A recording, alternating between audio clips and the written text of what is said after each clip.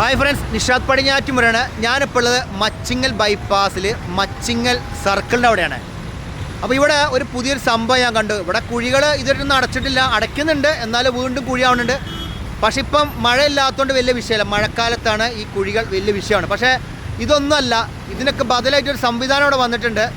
ഇപ്പോൾ ഈ ഒരു സംഭവം കണ്ടാൽ നിങ്ങൾ, ഇതിൻ്റെ ഒരു കുറവ് മാത്രമേ നമുക്ക് ഈ ജംഗ്ഷനിൽ ഉണ്ടായിരുന്നുള്ളൂ. ബാക്കിയെല്ലാം തികഞ്ഞിക്കാണ്. നല്ല റോഡ്.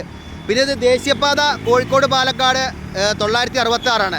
അപ്പോൾ ഇനി ഇതാര് വെച്ചതാണെന്നറിയില്ല. ഇതെന്തായാലും ഒരു വെക്കേണ്ട സ്ഥലം ഇതായിരുന്നില്ല. കാരണം ഇവിടെ അത്യാവശ്യം നല്ല രീതിയിൽ തന്നെ ക്രാഷ് ബാറുണ്ട്. ഇവിടെ ഇതിമ്മ ഇടിച്ചിട്ടും ഇതിൻ്റെ അപ്പുറം ചാടിയിട്ടൊന്നും അപകടം ഉണ്ടാവാൻ സാധ്യതയില്ല. ഇത് വെക്കേണ്ട സ്ഥലം എവിടെയെന്ന് വെച്ച് കഴിഞ്ഞാൽ നമ്മൾ കോട്ടക്കുന്ന് ഭാഗത്തേക്ക് മുകൾ ഭാഗത്തേക്ക് വണ്ടി കയറുന്നുണ്ടല്ലോ, അവിടെ കൊണ്ട് വെച്ചാൽ കുറച്ചെങ്കിലും കാര്യത്തിൽപ്പെട്ടനെ.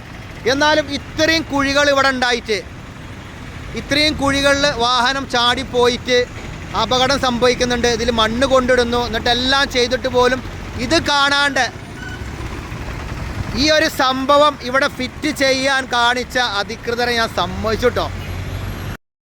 പിന്നെ പണ്ടിവിടെ ഹൈമാസ് ലൈറ്റ് ഉണ്ടായിരുന്നു, അതുകൂടാതെ ഇവിടെ സിഗ്നലൊക്കെ ഉണ്ടായിരുന്നു. അന്നൊന്നും ഇത്ര വലിയ ഗതാഗതക്കുരുക്ക് ഉണ്ടായിരുന്നില്ല. ഇപ്പോഴും നിങ്ങൾക്ക് സിഗ്നൽ വെച്ച് കഴിഞ്ഞാൽ ഈ ഭാഗത്തുള്ള ഗതാഗതക്കുരുക്ക് കുറച്ചെങ്കിലും ഒഴിവാക്കാൻ സാധിക്കും.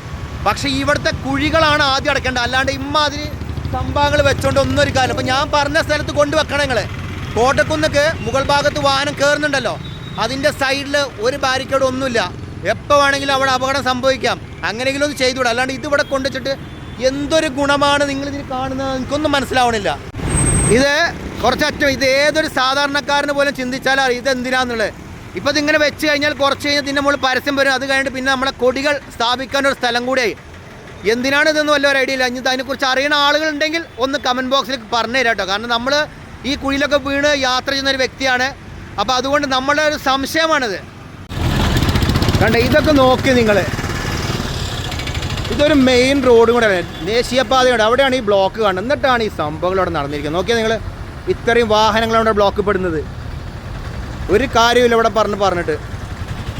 ഓരോ കുഴികൾ ഓരോ ദിവസം വലുതായിക്കൊണ്ടിരിക്കുന്നതല്ലാണ്ട് വേറെ ഒന്നും ഇവിടെ സംഭവിക്കുന്നത്. ഇത് മൂടുന്നുണ്ട്, വീണ്ടും കുഴികളാവുന്നുണ്ട്. കണ്ടോ, ഒരു സാർ ഇവിടെ കിടന്ന് കഷ്ടപ്പെടുകയാണ് ഈ ബ്ലോക്ക് ഒന്ന് ഒഴിവാക്കാൻ വേണ്ടിയിട്ട്. കാരണം ഇവിടെ കിടന്ന് തിരിഞ്ഞു കഴിഞ്ഞാൽ മൊത്തത്തിൽ ഇവിടെ ബ്ലോക്ക് ഉണ്ടാവുകയാണ്.